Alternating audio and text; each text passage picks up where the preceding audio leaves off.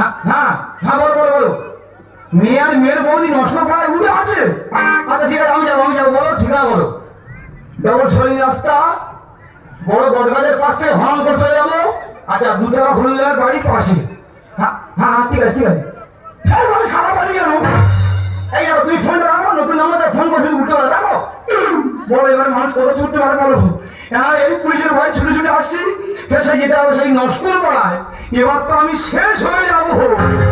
আমি একে সাজাবো, আমি একে সাজাবো, আমি একে সাজাবো, আমি একে